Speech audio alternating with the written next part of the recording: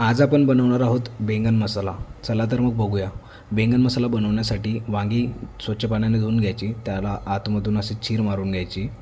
त्यानंतर गॅस चालू करून त्यावर कढई ठेवायची, त्यामध्ये तेल घालायचे, थोडे मीठ घालायचे, थोडी हळद पावडर घालायची आणि त्यानंतर मग त्यामध्ये आपले वांगे टाकून द्यायचे. त्यांना मस्तपैकी भाजून घ्यायचं, दाखवल्याप्रमाणे बघू शकता.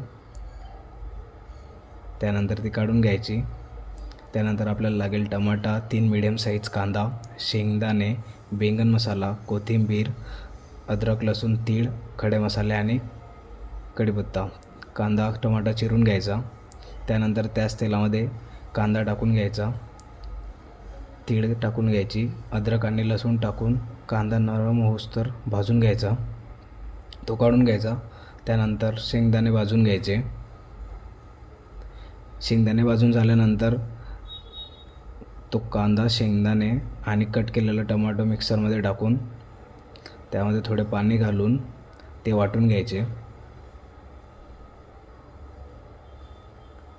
गरजेप्रमाणे पाणी घालून परत ते वाटून घ्यायचे. त्यानंतर कढईमध्ये तेल टाकायचे,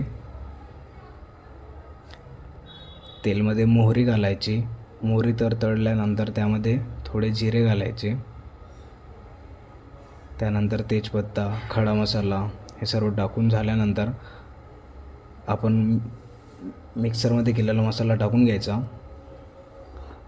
त्याला व्यवस्थित मिक्स करून घ्यायचा. त्यानंतर त्यामध्ये लाल तिखट, धने पावडर, हळद आणि बैंगन मसाला घालून ते व्यवस्थित मिक्स करून घ्यायचे.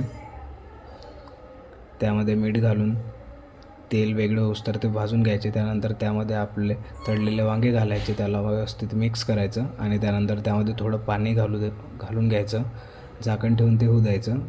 त्यानंतर त्यावरती कोथिंबीर, कसुरी मेथी घालून आपली वांग्याची भाजी तयार आहे. बैंगन मसाला खरं तर खूप टेस्टी झाला आहे.